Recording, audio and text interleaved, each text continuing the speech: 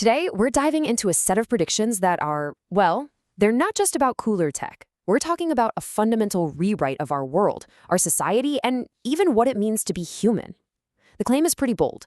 The next 10 years are going to change absolutely everything. Right out of the gate, the source material for this explainer pulls no punches. This quote isn't just a catchy opener, it's a direct shot at our comfortable assumption that the future will just be a slightly shinier version of today. The argument is that the change coming our way isn't slow and steady, it's a tidal wave. And this is the heart of it all. We're not just talking about new gadgets or faster internet. We're about to walk through 11 massive shifts that, according to the source, are going to completely redefine humanity by 2035. The real question is, are any of us actually ready for this? Okay, so the first batch of shifts we're going to look at deals with the world around us, the very structures of our society. And we're not talking about small tweaks here. We're talking about a complete demolition and rebuild of how we live, work, and even see ourselves as a group. This new world is apparently built on the collapse of two ideas we pretty much take for granted: that you have to work to live, and that the country you're from defines you. Let's dig into how that could even be possible. So get this, the first prediction is just staggering. This source claims that for a whopping 40% of us, the need to work for a living will just disappear. And this isn't some fantasy about universal basic income. No, the idea is that AI and automation will get so efficient that most human labor just won't be necessary anymore. And that leads to this profound change in how we think about a job. It stops being something you have to do to put food on the table, and it becomes something you choose to do, for fulfillment, for fun, for creative expression. A total flip of the script. So if work is optional, what about nations? Well, the prediction is that the nation-state itself is the next domino to fall. They'll be replaced by what are called network states. Think of them as online nations, digital communities you join based on shared values, not on where you were born.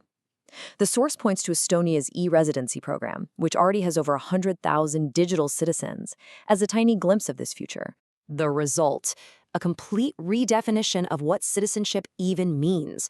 Your identity is no longer defined by a patch of dirt on a map, but by the ideas and people you connect with online. You're basically swapping your passport for a login. But honestly, those external shifts, that's only half the story. The predictions are about to get way more personal. We're moving from the world around us to the world inside us. We're talking about hacking the source code of our own biology. According to the source, 4 of the most fundamental, unchangeable parts of being human are about to become, well, controllable variables. Things like getting old, falling in love, learning something new. Everything we consider a fixed part of life is about to get put on the table as an option. Let's start with aging. The source makes a really jarring prediction here. As we solve aging, the treatments will be so incredibly expensive that they'll create a terrifying new social divide, a biological caste system, where the rich can literally buy more time, maybe centuries more, while everyone else just lives and dies as usual. In this future, aging isn't a universal fate anymore. It's just a problem that money can solve. Mortality, the one thing that's always been the great equalizer for all of us, could become the ultimate luxury item. And it's not just our bodies, it's our hearts that get redesigned. The prediction is we'll go from discovering a partner through chance and chemistry to straight up designing one. I mean, imagine using AI to engineer a perfectly compatible partner, wiping out conflict and heartbreak. But you have to wonder, what do we lose when we engineer away the beautiful messiness of it all? And education? That could become totally obsolete. Why spend 20 years in school when a brain-computer interface could let you download fluency in Japanese or become a master at calculus in like an afternoon? In that world, your ability to learn almost doesn't matter anymore. It's all about how fast you can acquire the skill. Okay, so if redesigning society and our own bodies wasn't enough for you, this last set of shifts basically dissolves the very floor beneath our feet. We're now talking about a future where reality itself becomes a choice. And this is where things get really weird. These final predictions challenge everything: privacy, reality, consciousness, and even the basic definition of what a human being is. All of it gets thrown up in the air. Let's start with a really strange idea. Privacy will die. But not because it's stolen from us. The source predicts we're going to voluntarily give it up. We'll trade it for deeper connections in a world of radical transparency, or maybe loneliness is engineered out of existence. In a world like that, wanting privacy might start to feel like choosing to be isolated.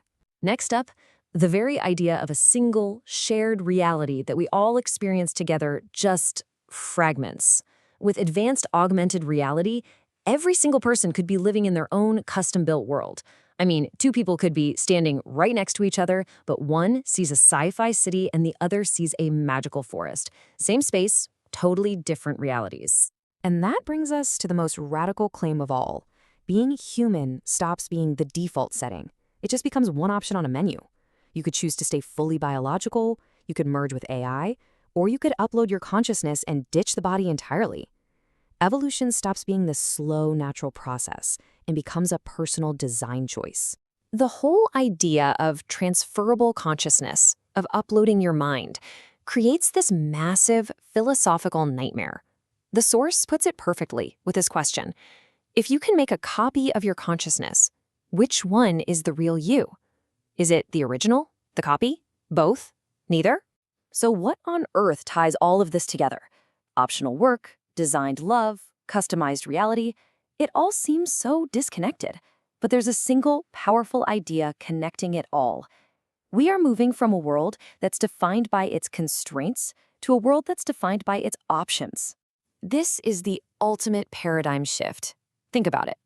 Everything we have always considered a fundamental, unchangeable fact of life, work, aging, privacy, your identity, even death and being human itself, is becoming a choice. So I'll leave you with a question that the source itself asks.